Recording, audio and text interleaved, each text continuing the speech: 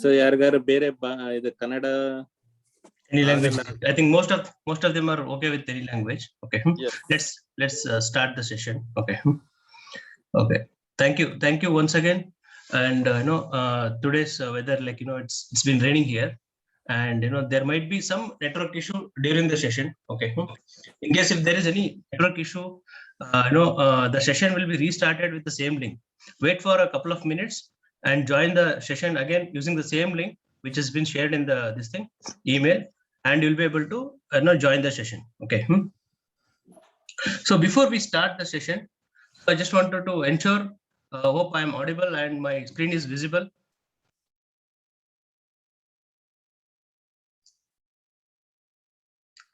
And there's a disclaimer. This session is for education purpose only.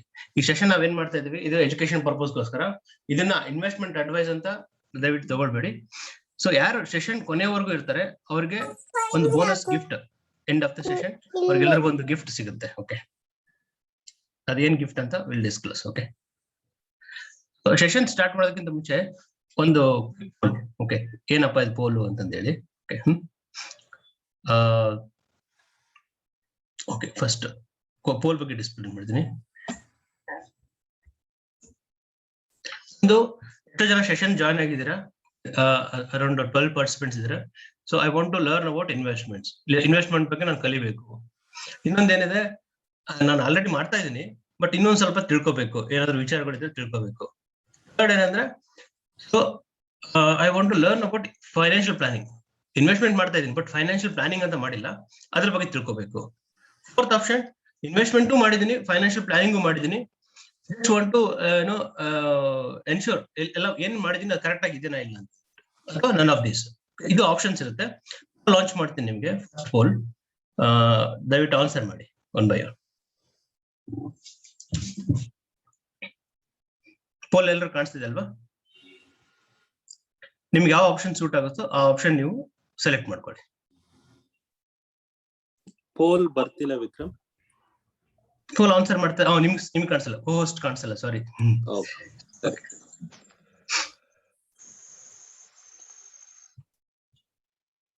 So I think 5 participants answer ಮಾಡಿದ್ದಾರೆ. Very good, very good. ಇನ್ನೊಂದಿಬ್ರು 3 ಜನ participate ಮಾಡ್ಬೇಕು. ಇದನ್ನ ಈ session interactive ಮಾಡೋಣ. ಏನಂದ್ರೆ ಒನ್ ವೇ ಸೆಷನ್ ಬೇಡ, ನಿಮ್ ಕಡೆಯಿಂದ ಇಂಟ್ರಾಕ್ಷನ್ ಇದ್ರೆ ಅವಾಗ ಏನಾಗುತ್ತೆ, ಫ್ಲೋ ಚೆನ್ನಾಗಿರುತ್ತೆ. ಸೊ ನಿಮ್ಗೂ ಒಂದು ಪಾರ್ಟಿಸಿಪೇಷನ್ ಆಪರ್ಚುನಿಟಿ ಸಿಗುತ್ತೆ. Okay okay, thank you. I think almost ಎಲ್ಲರೂ ಪೋಲ್ ಆನ್ಸರ್ ಮಾಡಿದ್ರ. ನಾನು ಜಸ್ಟ್ ಪೋಲ್ ಎಂಡ್ ಮಾಡ್ತೀನಿ.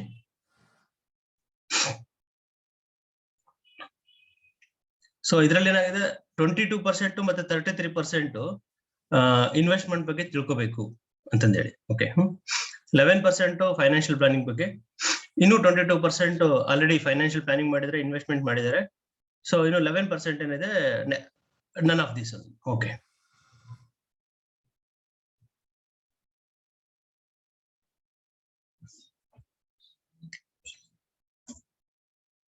ಇವತ್ತೇನ್ ಸೆಷನ್ ಅಲ್ಲಿ ಏನ್ ಕಲಿಯಕ್ ಹೋಗ್ತಿದೀವಿ, ಏನ್ ನಾವು ಡಿಸ್ಕಸ್ ಮಾಡಕ್ ಹೋಗ್ತಾ ಇದೀವಿ, ಏನೇನ್ ಪಾಯಿಂಟ್ಸ್ ಇದೆ ನೋಡ್ಕೊಂಡ್ ಬರೋಣ. ಫಸ್ಟ್ ಪಾಯಿಂಟ್ ಅಂದ್ರೆ, ಯಾಕೆ ಫೈನಾನ್ಷಿಯಲ್ ಪ್ಲಾನಿಂಗ್ ಯಾಕೆ ತುಂಬಾ ಇಂಪಾರ್ಟೆಂಟ್, ಅದು ಹೇಗೆ ಮಾಡೋದು ಅದ್ರ ಬಗ್ಗೆ. ಇನ್ನೊಂದು 7 ಸಿಂಪಲ್ ಸ್ಟೆಪ್ಸ್ ಇದೆ. ಏನಪ್ಪಾ ಈ ಸಿಂಪಲ್ ಸ್ಟೆಪ್ಸ್? ಆ ಸಿಂಪಲ್ ಸ್ಟೆಪ್ಸ್ ಇಂದ ಫೈನಾನ್ಷಿಯಲ್ ಪ್ಲಾನಿಂಗ್ ಬಗ್ಗೆ ಹೆಂಗೆ ನಾನು ಅರ್ಥ ಮಾಡ್ಕೋಬಹುದು, ಅದೇಂಗೆ ನನಗೆ ಅಂಡರ್ಸ್ಟ್ಯಾಂಡ್ ಆಗುತ್ತೆ ಅದ್ರ ಬಗ್ಗೆ.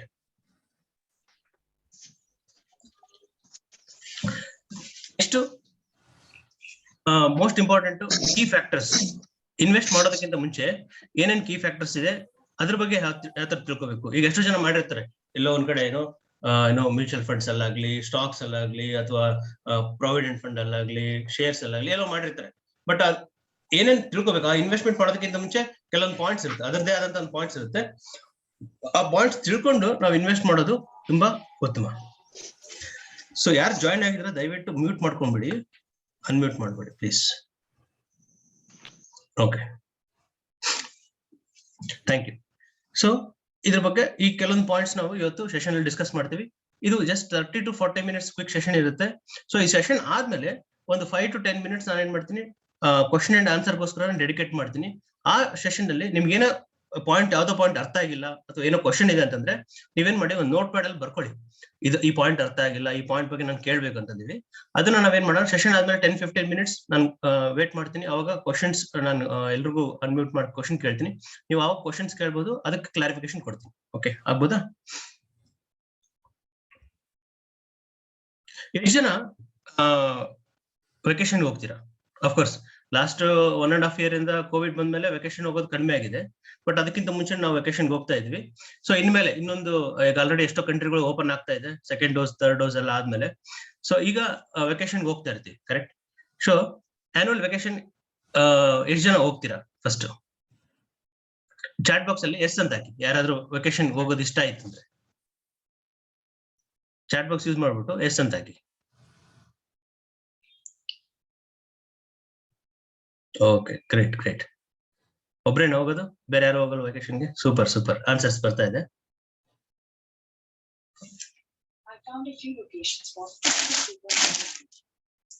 ಸೊ ನೆಕ್ಸ್ಟ್ ಕ್ವಶನ್ ಏನಂದ್ರೆ, ವೆಕೇಶನ್ ಹೋಗ್ತಾ ಇದೀವಿ. ವೆಕೇಶನ್ ಹೋಗ್ಬೇಕಾದ್ರೆ ಯಾವ ತರ ಪ್ಲಾನ್ ಮಾಡ್ತೀವಿ? ವೆಕೇಶನ್ ಹೋಗಕ್ಕೆ ಏನೇನ್ ಪ್ಲಾನ್ ಮಾಡ್ಬೇಕಾಗುತ್ತೆ? ಎಲ್ಲೋ ನಾವು ಒಂದು 3 days 4 days ಅಥವಾ 5 days ಒಂದು ಟ್ರಿಪ್ ಹೋಗ್ಬೇಕು ಅನ್ಕೊಳ್ಳಿ. ಆ ಟ್ರಿಪ್ ಹೋಗ್ಬೇಕಂದ್ರೆ ನಾವು ಏನೇನ್ ಮಾಡ್ಬೇಕು, ಏನೇನ್ ಪ್ಲಾನಿಂಗ್ ಮಾಡ್ಬೇಕು, ಯಾವ್ದಾದ್ರ ಬಗ್ಗೆ ವಿಚಾರ ಮಾಡ್ಬೇಕು? ಚಾಟ್ ಬಾಕ್ಸ್ ಅಲ್ಲಿ ಆನ್ಸರ್ ಸಿಗ್ಬೋದಾ?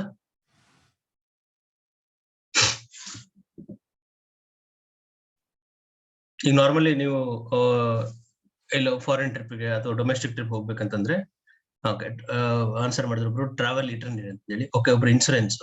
Okay, budget. Very good very good, ಒಳ್ಳೊಳ್ಳೆ ಆನ್ಸರ್ ಬರ್ತಾ ಇದೆ. ಮತ್ತೇನೇನ್ ಪ್ಲಾನ್ ಮಾಡ್ಬೇಕಾಗುತ್ತೆ ವೆಕೇಶನ್ಗೆ ಹೋಗ್ಬೇಕಾದ್ರೆ? Ticket booking. Very good.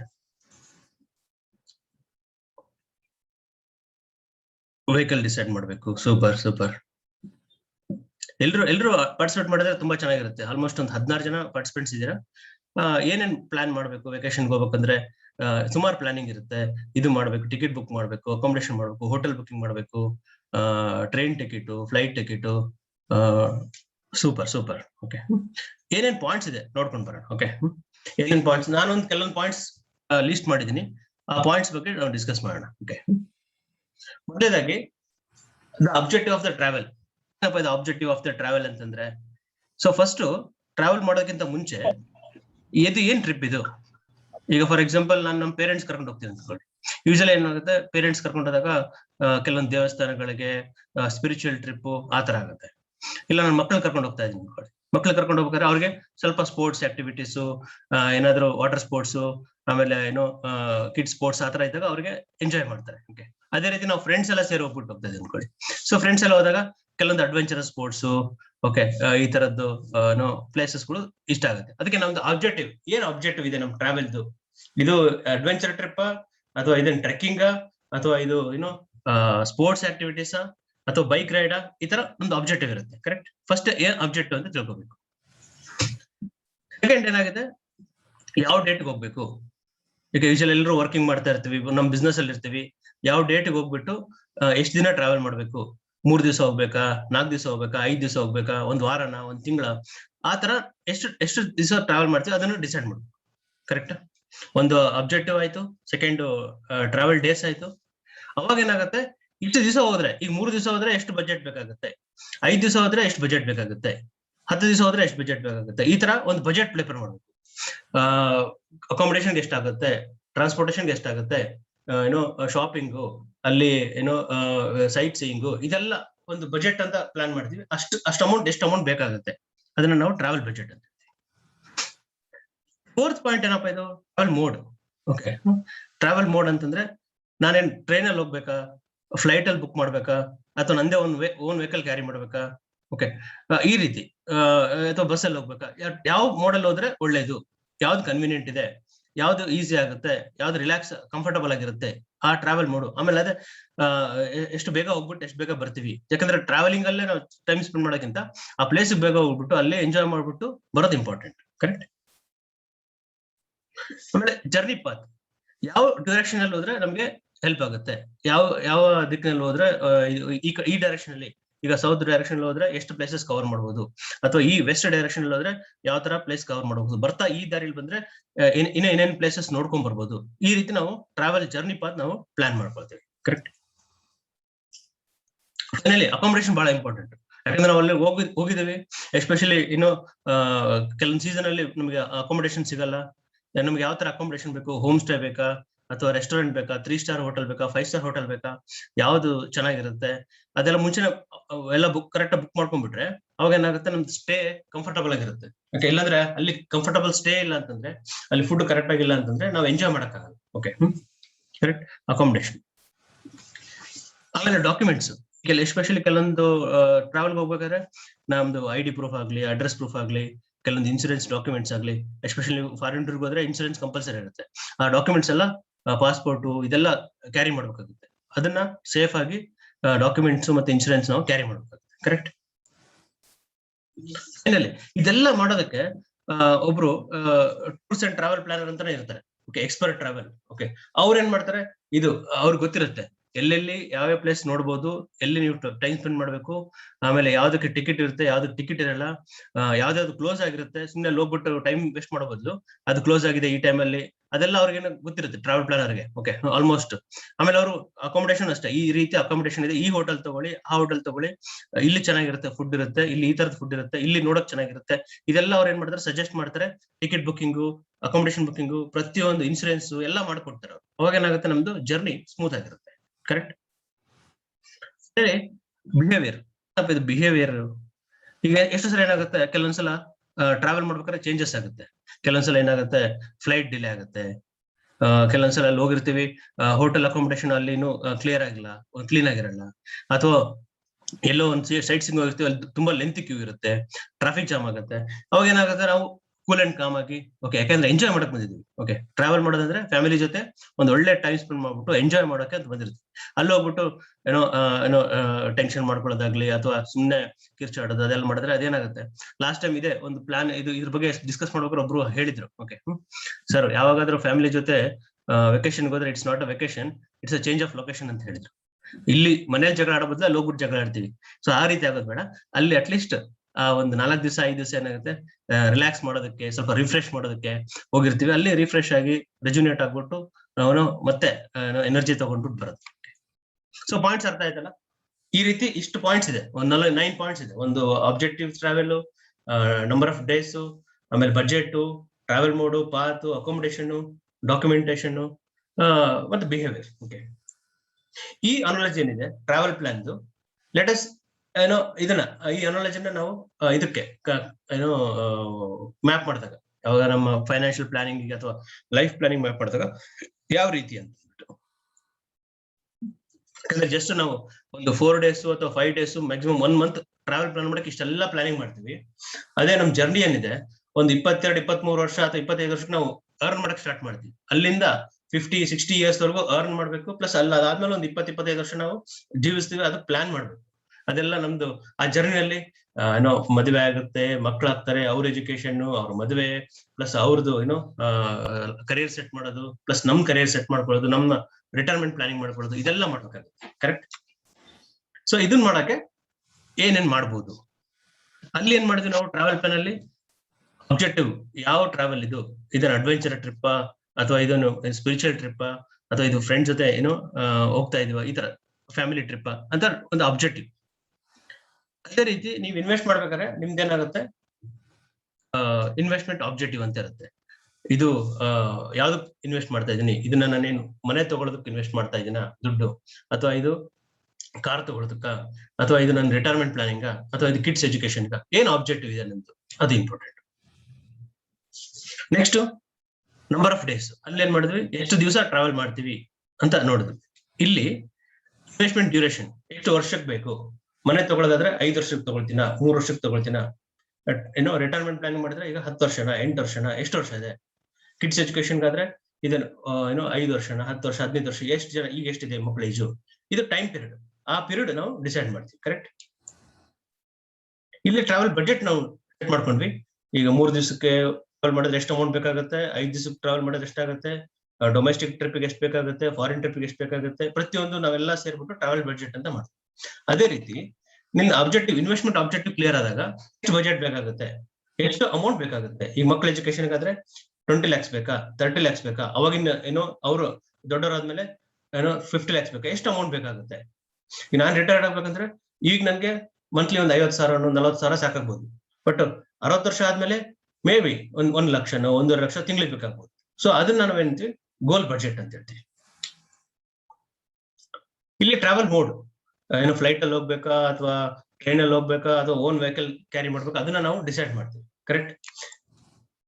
ಅದೇ ರೀತಿ ಇನ್ವೆಸ್ಟ್ ಮಾಡ್ಬೇಕಾದ್ರೆ ಯಾವ್ದು ಬೆಸ್ಟ್ ನನಗೆ, ಎಫ್ ಡಿ ಬೆಸ್ಟಾ, ಏನೋ ಪ್ರಾವಿಡೆಂಟ್ ಬೆಸ್ಟಾ, ಇನ್ಶೂರೆನ್ಸ್ ಬೆಸ್ಟಾ ಅಥವಾ ಮ್ಯೂಚುವಲ್ ಫಂಡ್ ಬೆಸ್ಟಾ, ಸ್ಟಾಕ್ ಬೆಸ್ಟಾ, ಯಾವ ಮೋಡಲ್ ಹೋದ್ರೆ ಒಳ್ಳೇದು, ಯಾವ್ದು ನನಗೆ ಏನೋ ನನ್ನ ಗೋಲ್ ರೀಚ್ ಆಗಕ್ಕೆ ನನಗೆ ಹೆಲ್ಪ್ ಆಗುತ್ತೆ, ಅದು ಮೋಡ್ ಡಿಸೈಡ್ ಮಾಡ್ಬೇಕು.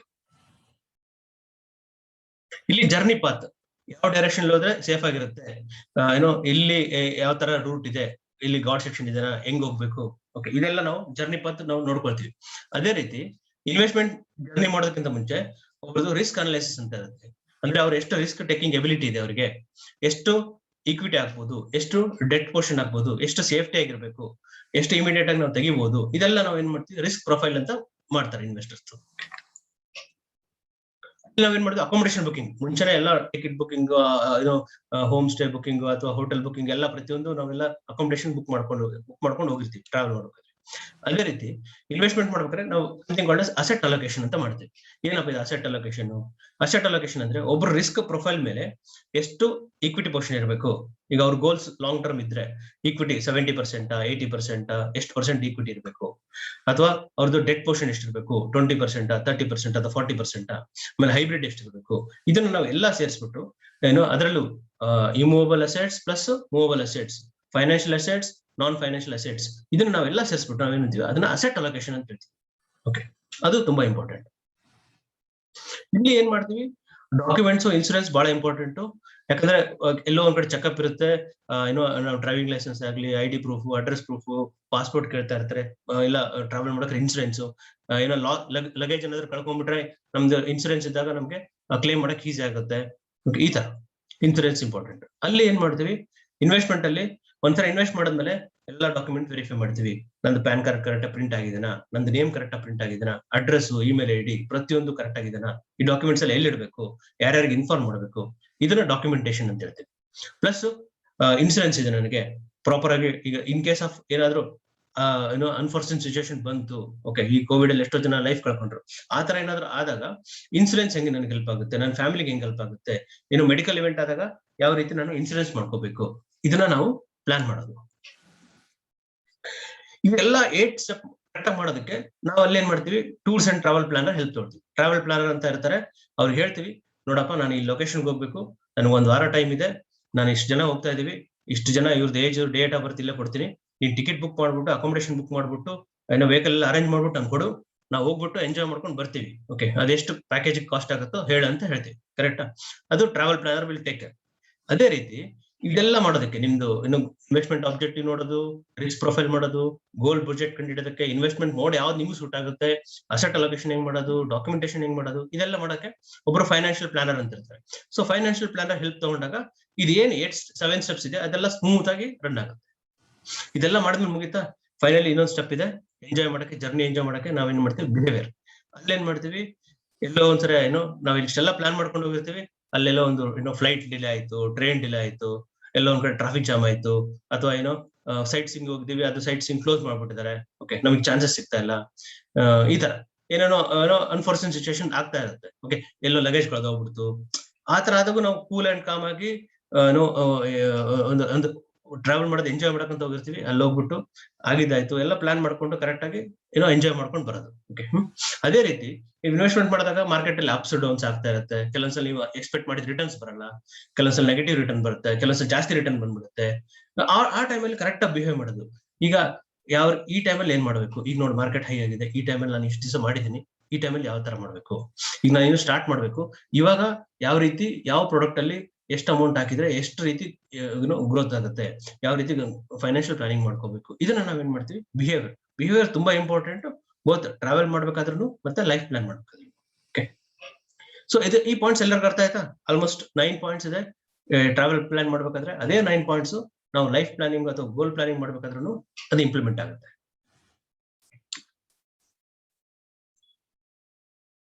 ಈಗೆಲ್ಲ ಏನು ಇದು ಟ್ರಾವೆಲ್ ಪ್ಲಾನಿಂಗ್ ಅದೆಲ್ಲ ನಾನು ಹೇಳಿದೆ, ಅದ್ರ ಬಗ್ಗೆ ಅನಾಲಜಿ ಹೇಳಿದೆ. ಇದು ಏನು ಕೆಲವೊಂದು ಪ್ಲಾನಿಂಗ್ ಮಾಡ್ಬೇಕಾದ್ರೆ ಕೆಲವೊಂದು ಪಾಯಿಂಟ್ಸ್ ಇರುತ್ತೆ, ಏನೇನಿದೆ ಯಾವ ಇದು ನೋಡೋಣ. ಓಕೆ, ಒಂದು first and foremost financial need analysis ಅಂತ ಇರುತ್ತೆ. ಓಕೆ, ಏನಪ್ಪ ಇದು ಫೈನಾನ್ಷಿಯಲ್ ನೀಡ್ ಅನಾಲಿಸಿಸ್? ಓಕೆ, ಒಬ್ರದ್ದು ಒಂದು ಕ್ಯಾಶ್ ಫ್ಲೋ ಅಂತ ಇರುತ್ತೆ. ಓಕೆ, ಅವ್ರಿಗೊಂದು ಇನ್ಕಮ್ ಇರುತ್ತೆ, ಅವ್ರದ್ದು ಸ್ಯಾಲರಿ ಇರ್ಬೋದು, ಬಿಸ್ನೆಸ್ ಇನ್ಕಮ್ ಇರ್ಬೋದು, ರೆಂಟಲ್ ಇನ್ಕಮ್ ಇರ್ಬೋದು, ಅಥವಾ ಬೋನಸ್, ಈ ತರದ್ದು ಒಂದು ಇನ್ಕಮ್ ಇರುತ್ತೆ. ಅದ್ರ ಜೊತೆಗೆ ಅವ್ರದ್ದು ಎಕ್ಸ್ಪೆನ್ಸಸ್ ಇರುತ್ತೆ. Okay, house hold expenses, life style expenses, dependence expense, kids education, ಈ ತರ ಎಕ್ಸ್ಪೆನ್ಸಸ್ ಗಳು ಇರುತ್ತೆ. ಅದಾದ್ಮೇಲೆ ಅವ್ರದ್ದು ಯಾವ್ದಂತ ಒಂದು ಸೇವಿಂಗ್ಸ್ ಇರುತ್ತೆ, ಒಂದಿಷ್ಟು RD ಮಾಡ್ತಾ ಇರ್ತಾರೆ, ಒಂದು PF ಅಂತ ಮಾಡ್ತಾ ಇರ್ತಾರೆ, ಎಲ್ಲೋ ಒಂದ್ ಕಡೆ ಇನ್ಸೂರೆನ್ಸ್ ಅಂತ ಮಾಡ್ಸಿರ್ತಾರೆ, ಅದು ಕೆಲವೊಬ್ಬರೆಲ್ಲ ಮ್ಯೂಚುವಲ್ ಫಂಡ್ಸ್ ಅಲ್ಲೂ ಮಾಡಿರ್ತಾರೆ. ಈ ತರ ಅವ್ರದ್ದೊಂದು ಸೇವಿಂಗ್ ಇರುತ್ತೆ. ಪ್ಲಸ್ ಅವ್ರದೇ ಆದಂತ ಲಯಬಿಲಿಟೀಸ್ ಇರುತ್ತೆ. ಎಷ್ಟೋ ಜನ personal loan, home loan, car loan ಅಂತ ಇರುತ್ತೆ. ಇದನ್ನೆಲ್ಲ ನಾವು ಅನಲೈಸಿಸ್ ಮಾಡ್ಬಿಟ್ಟು ಯಾವ ರೀತಿ ಹೆಂಗೆ ಸ್ಟ್ರಕ್ಚರ್ ಮಾಡ್ಬೇಕು, ಇನ್ಕಮ್ ಎಷ್ಟು ಪರ್ಸೆಂಟೇಜ್ ಇದೆ, ಎಕ್ಸ್ಪೆನ್ಸ್ ಎಷ್ಟು ಪರ್ಸೆಂಟೇಜ್ ಇದೆ, ಸೇವಿಂಗ್ಸ್ ಎಲ್ಲಿ ಹೋಗ್ತಾ ಇದೆ, ಅಸೆಟ್ಸ್ ಏನಿದೆ, ಲಯಬಿಲಿಟೀಸ್ ಏನಿದೆ, ಇದನ್ನೆಲ್ಲ ಅನಲೈಸಿಸ್ ಮಾಡ್ಬಿಟ್ಟು ಅವ್ರಿಗೊಂದು ಕ್ಲಿಯರ್ ಕಟ್. ಇದಾದ್ಮೇಲೆ ನಿಮ್ದು ಗೋಲ್ಸ್ ಏನಿದೆ, ಆ ಗೋಲ್ಸ್ ಬಗ್ಗೆ ನಾನು ಪಾಯಿಂಟ್ಸ್ ಡಿಸ್ಕಸ್ ಮಾಡ್ತೀನಿ. ಈ ಕರೆಂಟ್ ನಿಮ್ದು ಏನು ಅನಾಲಿಸಿಸ್ ಇದೋ ಅದು ಹೆಂಗೆ ನಾವು ಯೂಸ್ ಮಾಡ್ಕೋಬಹುದು, ಕರೆಂಟ್ ಸೇವಿಂಗ್ಸ್ ಇದೆ, ಕರೆಂಟ್ ಅಸೆಟ್ಸ್ ನ ನಾವು ಹೆಂಗೆ ಗೋಲ್ಸ್ ಗೆ ಯೂಸ್ ಮಾಡ್ಕೋಬಹುದು, ಅಥವಾ ಅಡಿಷನಲ್ ಆಗಿ ಏನ್ ಇನ್ವೆಸ್ಟ್ ಮಾಡಬಹುದು, ಎಷ್ಟು ಬೇಗ ನೀವು ಲೋನ್ಸ್ ಇಂದ ಆಚೆ ಬರ್ಬೋದು, ಸೊ ದಟ್ ನೀವು ಮೆಂಟಲಿ ಪೀಸ್ಫುಲ್ ಆಗಿರ್ತೀರಾ, ಆರಾಮಾಗಿ ಲೈಫ್ ಲೀಡ್ ಮಾಡ್ಬೋದು. ಅದಾದ್ಮೇಲೆ ಏನಾಗುತ್ತೆ, ಈಗ ಫೈನಾನ್ಷಿಯಲ್ ನೀಡ್ ಅಸೆಸ್ ಅಂದ್ರೆ ಕಂಟಿಜೆನ್ಸಿ ಪ್ಲಾನಿಂಗ್. ಏನಪ್ಪ ಇದು ಕಂಟಿಜೆನ್ಸಿ ಪ್ಲಾನಿಂಗ್? ಈಗ ನೋಡಿ, ಲಾಸ್ಟ್ ಕಳೆದ 1-2 ವರ್ಷದ ಕೆಳಗೆ ಯಾವ ಕೊರೋನಾ ಹಿಟ್ ಆಯ್ತು, ಎಷ್ಟೋ ಜನ ಬಿಸ್ನೆಸ್ ಅವ್ರದ್ದು ಬಿಸ್ನೆಸ್ ಸ್ಟಾಪ್ ಆಯ್ತು. ಈಗ ಎಷ್ಟೋ ಜನ ರೆಸ್ಟೋರೆಂಟ್ ನಡೆಸ್ತಿರ್ತಾರೆ, ಹೋಟೆಲ್ಸ್ ನಡೆಸ್ತಿರ್ತಾರೆ, ಅವ್ರಿಗೆ ಸ್ವಲ್ಪ ಪ್ರಾಬ್ಲಮ್ ಆಯ್ತು. ಓಕೆ, ಎಷ್ಟೋ ಜನ ಕೆಲವೊಂದು ಕಂಪ್ನಿಗಳಲ್ಲಿ ಜಾಬ್ ಲಾಸ್ ಆಯ್ತು. ಓಕೆ, ಸರ್ವಿಸ್ ಇಂಡಸ್ಟ್ರಿಯಲ್ಲಿ ಇರುವಂತದ್ದು. ಓಕೆ, ಆ ಟೈಮ್ ಈ ತರ ಆದಾಗ ನಾನು ಹೆಂಗ್ ಪ್ಲಾನ್ ಮಾಡ್ಬೇಕು, ನಾನು ನೆಕ್ಸ್ಟ್ 3 ತಿಂಗಳು 6 ತಿಂಗಳು ನಾನು ಹೆಂಗೆ ಪ್ಲಾನ್ ಮಾಡ್ಕೋಬೇಕು, ಹೆಂಗ್ ರನ್ ಮಾಡ್ಬೇಕು, ಎಷ್ಟು ಅಮೌಂಟ್ ಇದ್ರೆ ಒಳ್ಳೇದು, ಅಟ್ಲೀಸ್ಟ್ ನಾನು ಬೇಸಿಕ್ ಎಕ್ಸ್ಪೆನ್ಸಸ್ ನಾನು ಹೆಂಗ್ ಮ್ಯಾನೇಜ್ ಮಾಡ್ಬೇಕು, ಎಷ್ಟು ವರ್ಷಕ್ಕೆ ಇರ್ಬೇಕು, 6 ತಿಂಗಳಿಗೆ ಇರ್ಬೇಕಾ, 1 ವರ್ಷಕ್ಕೆ ಇರ್ಬೇಕಾ, ಇದನ್ನ ನಾವೇಂತೀವಿ ಎಮರ್ಜೆನ್ಸಿ ಪ್ಲಾನಿಂಗ್ ಅಥವಾ ಕಂಟಿಜೆನ್ಸಿ ಪ್ಲಾನಿಂಗ್ ಅಂತ ಹೇಳ್ತೀವಿ. ಇದಾದ್ಮೇಲೆ retirement planning. Okay, retirement planning ಯಾಕೆ? ಓಕೆ, ಮುಂದೆ ನೋಡ್ಕೊಳ್ಳೋದು. ಈಗ ಯಾಕೆ ರಿಟೈರ್ಮೆಂಟ್ ಪ್ಲಾನಿಂಗ್ ಅಂತ ಹೇಳ್ತಾರೆ? ನನ್ಗೇನು ಬರೀ ಒಂದು 30 ವರ್ಷನೋ 35 ವರ್ಷ ಇಷ್ಟು ಬೇಗ ಯಾಕೆ? ಸೊ ಮುಂಚೆ ಏನಾಗ್ತಿತ್ತು, ಬೇಗ ಕರಿಯರ್ ಸ್ಟಾರ್ಟ್ ಆಗ್ಬಿಡ್ತಿತ್ತು. ಅಂದ್ರೆ 18-20 ವರ್ಷಕ್ಕೆಲ್ಲ ಅವರು ಜಾಬ್ ಮಾಡಕ್ಕೆ ಅಥವಾ ಕೆಲಸ ಮಾಡಕ್ ಸ್ಟಾರ್ಟ್ ಮಾಡ್ಬಿಡ್ತಿದ್ರು. ಆಮೇಲೆ ಆಲ್ಮೋಸ್ಟ್ 60-65 ವರ್ಷ ಆದ್ರೂ ವರ್ಕ್ ಮಾಡ್ತಾ ಇದ್ರು. ಕರೆಕ್ಟಾ? ಅದಾದ್ಮೇಲೆ ಏನು ಒಬ್ಬೊಬ್ಬ ಅಂದ್ರೆ ಒಂದು 5 ವರ್ಷನೋ 10 ವರ್ಷನೋ ಅವ್ರ ಲೈಫ್ ಸ್ಪ್ಯಾನ್ ಇರ್ತಿತ್ತು. ಅದಾದ್ಮೇಲೆ ಕೆಲಸ ಅದೇನು ಚಾಪ್ಟರ್ ಕ್ಲೋಸ್ ಆಗ್ತಿತ್ತು. ಬಟ್ ಈಗ ಹಂಗಲ್ಲ. ಓಕೆ, ಈಗ ಹೆಂಗೆ, ಈಗ 24-25 ವರ್ಷಕ್ಕೆ ಜಾಬ್ ಮಾಡಕ್ ಸ್ಟಾರ್ಟ್ ಮಾಡ್ತಾರೆ. ಯಾಕಂದ್ರೆ ಎಲ್ರದ್ದು ಡಿಗ್ರಿ ಮುಗಿಯುತ್ತೆ, ಡಿಗ್ರಿ ಮುಗಿದ್ಮೇಲೆ ಎಷ್ಟೋ ಜನ MS, MTech, ಆಮೇಲೆ ಹೈಯರ್ ಎಜುಕೇಶನ್ ಹೋಗ್ತಾರೆ. ಅದೆಲ್ಲ ಮುಗಿಸ್ಕೊಂಡು 25-24-26 ವರ್ಷಕ್ಕೆ ವರ್ಕ್ ಸ್ಟಾರ್ಟ್ ಮಾಡ್ತಾರೆ. ಬಟ್ ಅದೇ ರೀತಿ ಅವ್ರ 60-65 ವರ್ಷದವರೆಗೂ ವರ್ಕ್ ಮಾಡಲ್ಲ. ಓಕೆ, ಅವ್ರೇನ್ ಮಾಡ್ತಾರೆ, ಜಸ್ಟ್ 50 ವರ್ಷ 45 ವರ್ಷ ಅಥವಾ ಮ್ಯಾಕ್ಸಿಮಮ್ 55 ವರ್ಷ ಸಾಕಪ್ಪ ಸಾಕು, ಈ IT ನಲ್ಲಿ ಅಥವಾ ಈ ಟೆನ್ಷನ್ ಅಲ್ಲಿ ನಾವು ಇಷ್ಟೊಂದು ದಿವಸ ವರ್ಕ್ ಮಾಡಕ್ ಆಗಲ್ಲ, ಇಷ್ಟು ಮಾಡಿದೀವಿ ಸಾಕು, ಇನ್ನ ರೆಸ್ಟ್ ತಗೊಳ್ಳೋಣ ಅಂತ ಪ್ಲಾನ್ ಮಾಡ್ತಾರೆ. ಸೊ ಅವಾಗ ಅದಾದ್ಮೇಲೆ ಏನಾಗುತ್ತೆ, ನೆಕ್ಸ್ಟ್ 50-80-75 ವರ್ಷದವರೆಗೂ ನಾವು ಲೈಫ್ ಸ್ಪೆಂಡ್ ಮಾಡ್ಬೇಕು. ಅದಕ್ಕೆ ಎಷ್ಟು ಕಾರ್ಪಸ್ ಬೇಕು ಈಗ್ಲಿಂದಲೇ ಪ್ಲಾನ್ ಮಾಡ್ಕೊಂಡ್ರೆ ನಿಮಗೆ ಮುಂದೆ ಹೆಲ್ಪ್ ಆಗುತ್ತೆ. ಇಲ್ಲಾಂದ್ರೆ ಅವಾಗ ಲಾಸ್ಟ್ ಮೂಮೆಂಟ್ ಅಲ್ಲಿ ಮಾಡಕೋದ್ರೆ ಆ ಕಡೆ ಈ ಕಡೆ ಆಗೋಗ್ಬಿಡುತ್ತೆ, ಕೆಲವೊಂದ್ಸಲ ನಮ್ದು ಗೋಲ್ಸ್ ಅಚೀವ್ ಆಗುತ್ತೆ. ನೆಕ್ಸ್ಟ್ ಚಿಲ್ಡ್ರನ್ಸ್ ಎಜುಕೇಶನ್, ಇದು ತುಂಬಾ ಇಂಪಾರ್ಟೆಂಟ್. ಯಾಕಂದ್ರೆ ನಾವು ಸ್ಪೆಂಡ್ ಮಾಡ್ತಾ ಇದ್ವಿ ಎಜುಕೇಶನ್ಗೆ 1 ಲಕ್ಷ ಅಥವಾ 1.5 ಲಕ್ಷದಲ್ಲಿ ನಮ್ದು ಎಂಟೈರ್ ಎಜುಕೇಶನ್ ಮುಗಿದೋಗ್ಬಿಡುತ್ತೆ. ಯಾಕಂದ್ರೆ ಇಂಜಿನಿಯರಿಂಗ್ ಮುಗಿಸಿದ್ವಿ ಅಂತಂದ್ರೆ ಆಲ್ಮೋಸ್ಟ್ ಒಂದು 70-80 ಸಾವಿರ ಇಂಜಿನಿಯರಿಂಗ್ಗೆ ಮತ್ತೆ ಮಿಕ್ಕಿದೆಲ್ಲ ನಮ್ ಸ್ಕೂಲ್ ಎಜುಕೇಶನ್ ಅದೆಲ್ಲ ಸೇರಿದ್ರೆ ಹಬ್ಬ ಅಂದ್ರೆ 1.5-2 ಲಕ್ಷದಲ್ಲಿ ಎಲ್ಲ ಮುಗಿದೋಗ್ಬಿಡುತ್ತೆ. ಈಗ ಅದೇ 1.5-2 ಲಕ್ಷ ರೂಪಾಯಿ 1 ವರ್ಷಕ್ಕೆ ಬೇಕು ಮಕ್ಕಳಿಗೆ. ಸೊ ಹಿಂಗಾಗಿ ಇನ್ನು ಫ್ಯೂಚರ್ ಅಲ್ಲಿ ಎಷ್ಟೆಷ್ಟು ಬೇಕಾಗುತ್ತೋ ಗೊತ್ತಿಲ್ಲ. ಈಗ್ಲಿಂದಾನೇ ಅಟ್ಲೀಸ್ಟ್ ನಾವು ಪ್ಲಾನ್ ಮಾಡ್ಕೊಂಡು ಹೋದ್ರೆ 10 lakhs ಆಗ್ಲಿ, 20 lakhs ಆಗ್ಲಿ, 30 lakhs ಆಗ್ಲಿ, ಈಗ್ಲಿಂದ ಕರೆಕ್ಟ್ ಆಗಿ ಎಜುಕೇಶನ್ ಪ್ಲಾನಿಂಗ್ ಗೆ ನಮಗೆ ಹೆಲ್ಪ್ ಆಗುತ್ತೆ. ಹೋಮ್ ಪರ್ಚೇಸ್, ಕನ್ಸ್ಟ್ರಕ್ಷನ್ ತುಂಬಾ ಇಂಪಾರ್ಟೆಂಟ್. ಯಾಕಂದ್ರೆ ಎಲ್ಲರೂ ಈಗ ರೆಂಟೆಡ್ ಹೌಸ್ ಅಲ್ಲಿ ಇರ್ತಾರೆ ಅಥವಾ ಅವ್ರೇನೋ ಲೀಸ್ ಅಲ್ಲಿ ಇರ್ತಾರೆ. ನಮ್ದೇ ಆದಂತ ಒಂದು ಫ್ಲಾಟ್ ಇರಲಿ, ಒಂದೇ ಒಂದು ನಮ್ದೊಂದು ಮನೆ ಇರಲಿ ಅಂತ ಇರ್ತಾರೆ. ಅದು ಮನೆ ತಗೊಳ್ಳೋದ್ರಿಂದ ತುಂಬಾ ಇಂಪಾರ್ಟೆಂಟ್ ಡಿಸಿಷನ್. ಯಾಕಂದ್ರೆ ಅವ್ರ ಅರ್ನಿಂಗ್ ಇರ್ಬೇಕಾದ್ರೆ ಮನೆ ಕಟ್ಸ್ಕೋಬೇಕು.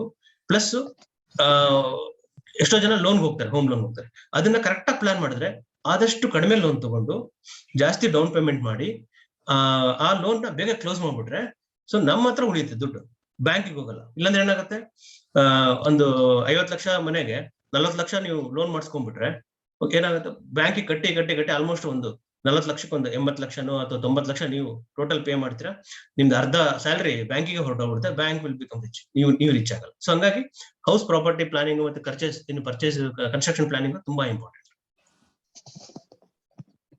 ಆಗ್ಲೇ ಡಿಸ್ಕಸ್ ಮಾಡ್ದಂಗೆ ವೆಕೇಶನ್ ಪ್ಲಾನಿಂಗ್, ಅದೇನ್ ಪ್ಲಾನ್ ಇರುತ್ತೆ, ವೆಕೇಶನ್ ಎಲ್ಲ ಪ್ಲಾನ್ ಮಾಡ್ತೀವಿ, ಅದಕ್ಕೆ ಬಜೆಟ್ ಬೇಕಲ್ಲ, ಟ್ರಾವೆಲ್ ಬಜೆಟ್, ಎಷ್ಟು ಅಮೌಂಟ್ ಬೇಕು ಅದನ್ನ ನಾವು ಪ್ಲಾನ್ ಮಾಡ್ಕೊಂಡ್ರೆ, ಒಂದ್ಸಲ ಪ್ಲಾನ್ ಮಾಡ್ಕೊಂಡು ಇಟ್ಬಿಟ್ರೆ 3 ವರ್ಷಕ್ಕೊಂದ್ಸಲ 4 ವರ್ಷಕ್ಕೊಂದ್ಸಲ ಅದ್ರ ಪಾಡಿಗೆ ಅದು ಅಮೌಂಟ್ ಅಕ್ಯುಮುಲೇಟ್ ಆಗ್ತಾ ಇರುತ್ತೆ. ನಾವು ದುಡ್ಡು ತೆಗೆದು ಟ್ರಿಪ್ ಎಂಜಾಯ್ ಮಾಡೋದು. ಯಾಕಂದ್ರೆ ಬರೀ ದುಡಿಯೋದು, ಲೋನ್ ಕಟ್ಟೋದು ಇದಾಗಬಾರ್ದು, ಸ್ಟ್ರಗಲ್ ಆಗ್ಬಾರ್ದು. ಅವಾಗ ಬ್ರೇಕ್ ತಗೊಂಡು ಫ್ಯಾಮಿಲಿ ಜೊತೆ ಒಂದು 3 ದಿವಸನೋ 1 ವಾರನೋ 15 ದಿವಸನೋ ಸ್ವಲ್ಪ ಟ್ರಿಪ್ ಮಾಡಿ ಎಂಜಾಯ್ ಮಾಡೋದು. ಮಗ ಅಥವಾ ಮಗಳ ಹತ್ರ ಅವ್ರದ್ದು ಮದುವೆ ಮಾಡ್ಬೇಕು. ಓಕೆ, ಅಟ್ಲೀಸ್ಟ್ ಮಗ ಆದ್ರೆ ಒಂದು ಸ್ವಲ್ಪ ಪ್ಲಾನ್ ಮಾಡಿದ್ರೆ ಮಗನ ದುಡಿಯಕ್ಕೆ ಸ್ಟಾರ್ಟ್ ಮಾಡ್ತಾನೆ, ಅವನು ಸ್ವಲ್ಪ ಅಮೌಂಟ್ ಅಕ್ಯುಮುಲೇಟ್ ಮಾಡ್ತಾನೆ, ಹೆಂಗೋ ಮದುವೆ ಆಗುತ್ತೆ. ಬಟ್ ಅಟ್ಲೀಸ್ಟ್ ಮಗಳು ಬೇಗ ಮದುವೆ ಆಗೋದ್ರಿಂದ ಒಂದಿಷ್ಟು ಅಮೌಂಟ್ ಈಗ್ಲಿಂದ ಪ್ಲಾನ್ ಮಾಡ್ಕೊಂಡ್ರೆ ಒಳ್ಳೇದು. ಸೊ ಇವು ಒಂದು ಜಸ್ಟ್ ಎಕ್ಸಾಂಪಲ್ಸ್, ಇವ್ ಕೆಲವೊಂದು ಆಬ್ಜೆಕ್ಟಿವ್ಸ್. ಈ ಜೊತೆಗೆ ಸುಮಾರು ಬರುತ್ತೆ, ಬಿಸ್ನೆಸ್ ಪ್ಲಾನಿಂಗ್ ಅಂತ ಬರುತ್ತೆ, ಸ್ಟಾರ್ಟ್ಅಪ್ ಪ್ಲಾನಿಂಗ್ ಅಂತ ಬರುತ್ತೆ. ಬಟ್ ಅದೆಲ್ಲ ನಾವು ಮುಂದೆ ಡಿಸ್ಕಸ್ ಮಾಡ್ತೀವಿ. ಬಟ್ ಇದು ಏನಿದೆ, ಇದು ತುಂಬಾ ಇಂಪಾರ್ಟೆಂಟ್, ಈ ಕೆಲವೊಂದು ಪ್ಲಾನ್ಸ್. ಇದು ಏನ್ ಮಾಡಿದ್ವಿ ನಾವು, ಫಸ್ಟ್ ಟ್ರಾವೆಲ್ ಪ್ಲಾನ್ ತಿಳ್ಕೊಂಡ್ವಿ. ಟ್ರಾವೆಲ್ ಪ್ಲಾನ್ ಹೆಂಗೆ ಫೈನಾನ್ಷಿಯಲ್ ಪ್ಲಾನಿಂಗ್ ಗೆ ಹೆಲ್ಪ್ ಆಗುತ್ತೆ ಅಂತ ತಿಳ್ಕೊಂಡ್ವಿ. ಅದ್ರ ಜೊತೆಗೆ ಕೆಲವೊಂದು basic planning like contingency planning ಅಥವಾ ಫೈನಾನ್ಷಿಯಲ್ ನೀಡ್ ಅನಾಲಿಸಿಸ್ ಇದೆಲ್ಲ ತಿಳ್ಕೊಂಡ್ವಿ. ಇಲ್ಲಿವರೆಗೂ ನಾವು ಡಿಸ್ಕಸ್ ಮಾಡಿದ್ವಿ. ಇದರಲ್ಲಿ ಏನಾದ್ರು 1-2 ಕ್ವಶನ್ಸ್ ಇದ್ರೆ ನಾವು ಕ್ವಶನ್ಸ್ ಕೇಳೋಣ. ಬಿಫೋರ್ ಲಾಸ್ಟ್ ತುಂಬಾ ಇಂಪಾರ್ಟೆಂಟ್ ಸೆಷನ್ ಇದೆ, ಆ ಸೆಷನ್ ಬಹಳ ಇಂಪಾರ್ಟೆಂಟ್. ಸೊ ಅದಕ್ಕಿಂತ ಮುಂಚೆ 1-2 ಕ್ವಶನ್ಸ್ ನಾನು ತಗೊಳಕ್ ಇಷ್ಟಪಡ್ತೀನಿ. ಯಾರಿಗಾದ್ರೂ ಏನಾದ್ರು ಕ್ವಶನ್ಸ್ ಇದ್ರೆ ಕ್ವಿಕ್ ಆಗಿ ಕೇಳ್ಬೇಡ. Only discuss concern to this topic. Topic debate ಮಾಡಬೇಡ. ವಿಕ್ರಮ್ ಅವರ ಎಂಡಿ ಕೇಳಬಹುದಲ್ರಿ ಆ ಕ್ವಶನ್? It's okay. ಎಂಡಿಗೂ ಕೇಳಬಹುದು. ಓಕೆ, ತೊಂದ್ರೆ ಇಲ್ಲ. ಬೇರೆದು ಕೇಳಬಹುದಲ್ಲ ಪ್ಲೀಸ್? ಒಂದೇ 1 or 2 ಕ್ವಶನ್ಸ್ ಬೇರೆದಾದ ಎಂಡಲ್ಲಿ ಕೇಳಿ. Thank you. ಈಗ ಈ 2 ಪಾಯಿಂಟ್ 2 ಸ್ಲೈಡ್ ಡಿಸ್ಕಸ್ ಮಾಡಿದ್ರೆ ಅದ್ರ ಬಗ್ಗೆ ಏನಾದ್ರು ಕ್ವಶನ್ಸ್ ಇದ್ರೆ ಅನ್ಮ್ಯೂಟ್ ಮಾಡಿ ಕೇಳಬಹುದು. ವಿಕ್ರಮ್ ಅವರೇ ನಮಸ್ತೆ. ಹರ್ಷವರ್ಧನ್ ಸರ್ ಹೇಳಿ. ಸೊ ಈ ಪ್ಲಾನಿಂಗ್ ನೀವು ಹೇಳಿದ್ರಲ್ಲ, ಇದೆಲ್ಲ ಪ್ಲಾನ್ ಮಾಡಕ್ಕೆ ಎಷ್ಟು ಡ್ಯೂರೇಷನ್ ಆಗ್ಬೋದು? ಸೇ 1 ಪರ್ಸನ್ ನಿಮ್ಮ ಹತ್ರ ಅಪ್ರೋಚ್ ಮಾಡಿದ್ರೆ ಎಷ್ಟು ಡ್ಯೂರೇಷನ್ ಆಗ್ಬೋದು plan? Usually 10 to 15 days sir planning ಮಾಡೋಕೆ. 10 to 15 ಡೇಸ್ ಅಲ್ಲಿ ನಾವು ಕರೆಕ್ಟ್ ಆಗಿ ಪ್ಲಾನ್ ಮಾಡಬಹುದು. ಓಕೆ. ಸೊ ಕಸ್ಟಮರ್ ನಿಮ್ಗೆ ಆ ಡೇಟಾ ಎಲ್ಲ ಕೊಡ್ಬೇಕಲ್ಲ, ಯಾರು ಅಪ್ರೋಚ್ ಮಾಡ್ತಾರೆ? ನಾವೇನ್ ಮಾಡ್ತೀವಿ, ಫಸ್ಟ್ ಫೈನಾನ್ಷಿಯಲ್ ನೀಡ್ ಅನಾಲಿಸಿಸ್ ಅಂತ ಮಾಡ್ತೀವಿ. ಓಕೆ, ಅದು ಮಾಡಿದ್ಮೇಲೆ ನೆಕ್ಸ್ಟ್ ಸ್ಟೆಪ್ ಅಲ್ಲಿ ಕಸ್ಟಮರ್ ಡೇಟಾ ತಗೊಂಡು ಆಮೇಲೆ ಡೀಟೇಲ್ ಪ್ಲಾನಿಂಗ್ ಮಾಡ್ಬಿಡ್ತೀವಿ. ಸೊ ಅದು ಡೀಟೇಲ್ ಬೇಕಾಗುತ್ತೆ, ಇಲ್ಲಾಂದ್ರೆ ನಮ್ಗೆ ಡೇಟಾ ಸಿಕ್ಕಿಲ್ಲ ಅಂದ್ರೆ ಓಕೆ ನಾವು ಪ್ಲಾನ್ ಮಾಡಕ್ಕಾಗಲ್ಲ. ಆತರ.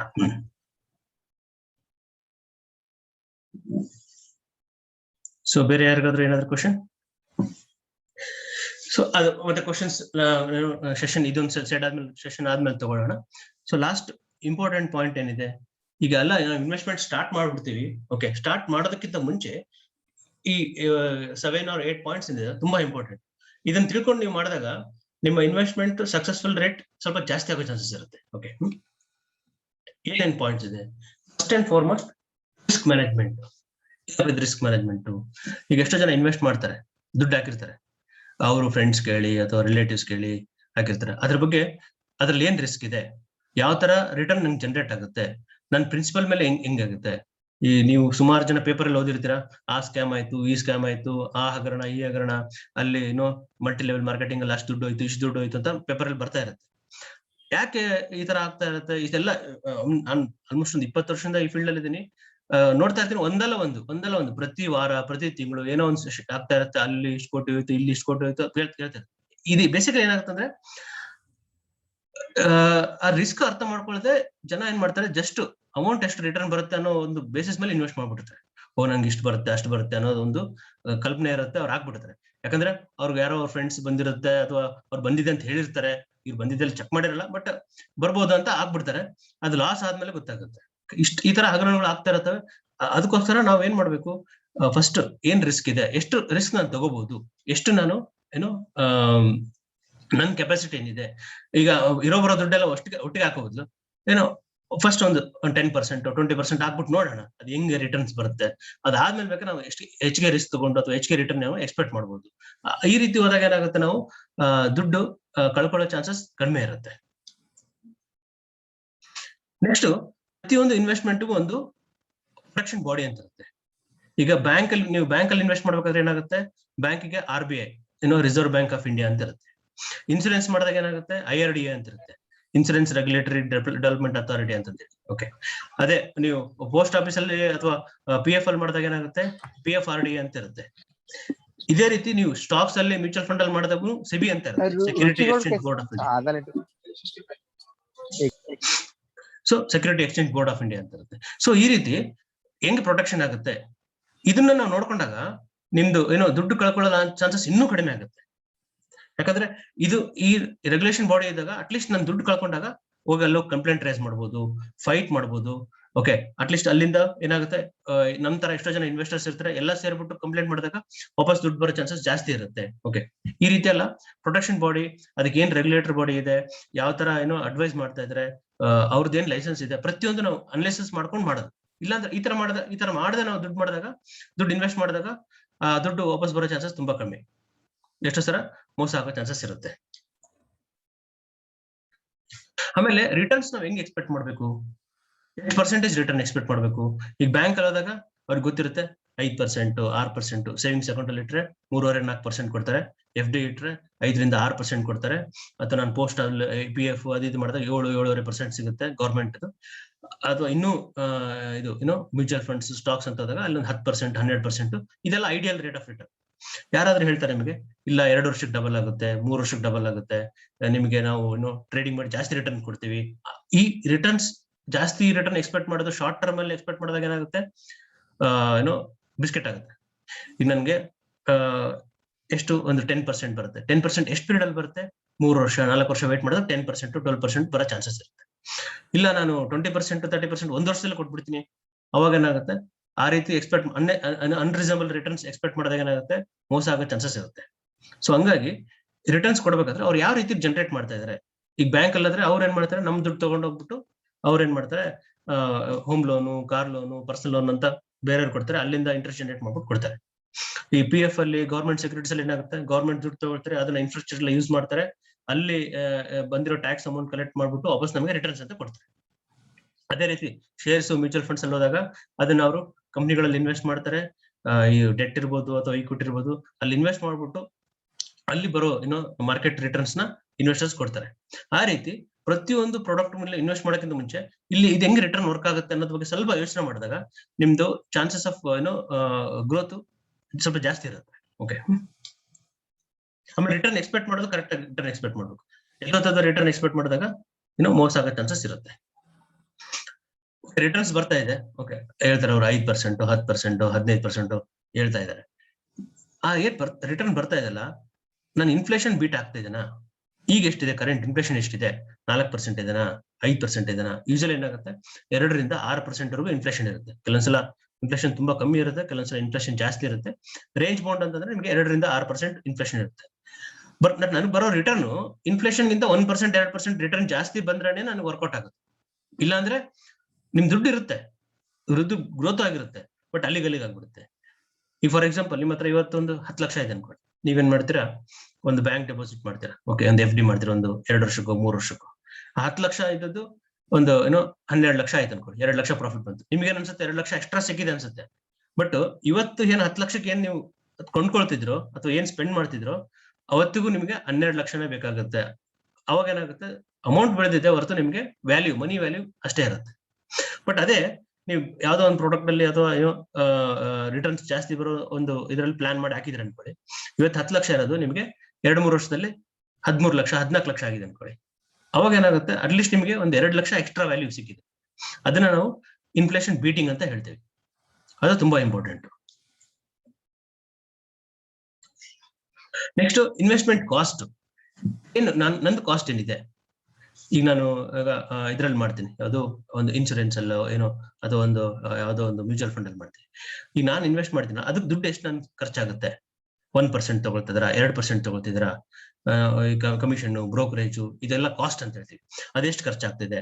ಸೊ ಎಷ್ಟೋ ಜನ ಅದನ್ನ ಕನ್ಸಿಡರ್ ಮಾಡಿ ನೀವು ರಿಟರ್ನ್ ಎಕ್ಸ್ಪೆಕ್ಟ್ ಮಾಡ್ಬೇಕು. ಈಗ ನಿಮ್ ಪ್ರಾಡಕ್ಟ್ ಅಲ್ಲಿ 100% ಬಂದಿದೆ, ಬಟ್ ಇನ್ವೆಸ್ಟ್ಮೆಂಟ್ ಕಾಸ್ಟ್ 1% ಇದೆ ಅಂದ್ರೆ ನಿಮ್ದು ಆಕ್ಚುಲ್ ರಿಟರ್ನ್ ಬಂದು 11%. ಆ ರೀತಿ ಈಗ ನಿಮ್ ಪ್ರಾಡಕ್ಟ್ ಅಲ್ಲಿ 15% ಬಂದಿದೆ, ಬಟ್ ನಿಮ್ದು ಇನ್ವೆಸ್ಟ್ಮೆಂಟ್ ಕಾಸ್ಟ್ 4% ಇದೆ ಅಂದ್ರೆ ನಿಮ್ಗೆ ಆಕ್ಚುಲಿ 11% ಸಿಗ್ತದೆ. ಸೊ ಇದು ಇನ್ವೆಸ್ಟ್ಮೆಂಟ್ ಕಾಸ್ಟ್. ಅದನ್ನ ನಾವು ಯೋಚನೆ ಮಾಡ್ಬಿಟ್ಟು ಡಿಸಿಷನ್ ತಗೋಬೇಕು.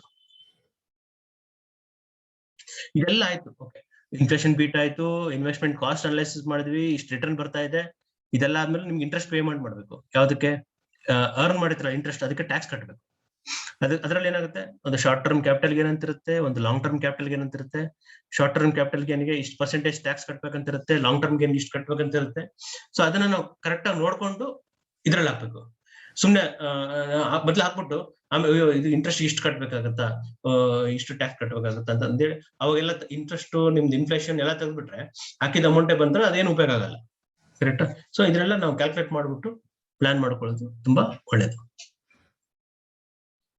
ಇದು ತುಂಬಾ ಇಂಪಾರ್ಟೆಂಟ್. Liquidity of investment. ಏನಪ್ಪ ಇದು ಲಿಕ್ವಿಡಿಟಿ ಅಂತಂದ್ರೆ, ಇವತ್ತು ಎಲ್ಲೋ ಹೋಗ್ಬಿಟ್ಟು ನಾನು ಒಂದ್ ಕಡೆ ಇನ್ವೆಸ್ಟ್ ಮಾಡಿದ್ದೀನಿ. ಓಕೆ, ಒಂದು ಪ್ರಾಪರ್ಟಿನಲ್ಲೋ ಒಂದು ಗೋಲ್ಡ್ ಅಲ್ಲೋ ಇನ್ವೆಸ್ಟ್ ಮಾಡಿದ್ದೀನಿ. ಓಕೆ, ಪ್ರಾಪರ್ಟಿ ಅಲ್ಲಿ ಇನ್ವೆಸ್ಟ್ ಮಾಡಿದ್ರೆ ಏನಾಗುತ್ತೆ, ಒಂದು ಸೈಟ್ ತಗೊಂಡಿದ್ದೀನಿ, ಒಂದು 20 ಲಕ್ಷ 30 ಲಕ್ಷ ಅಥವಾ ಒಂದು 50 ಲಕ್ಷ ಬಿಟ್ಟು ಒಂದು ಸೈಟ್ ತಗೊಂಡಿದ್ದೀನಿ. ಒಂದು 6 ತಿಂಗಳು 1 ವರ್ಷ ಆದ್ಮೇಲೆ ನನಗೆ ಅಮೌಂಟ್ ಬೇಕಾಗಿದೆ. ಎಷ್ಟು ಬೇಕು? ಒಂದು 5 ಲಕ್ಷ 10 ಲಕ್ಷ ಬೇಕು. ನನ್ನ ಸೈಟ್ ವ್ಯಾಲ್ಯೂ 30 ಲಕ್ಷ ಇದೆ, ಬಟ್ ನನಗೆ ಈಗ 5 ಲಕ್ಷ ಬೇಕಾಗಿದೆ.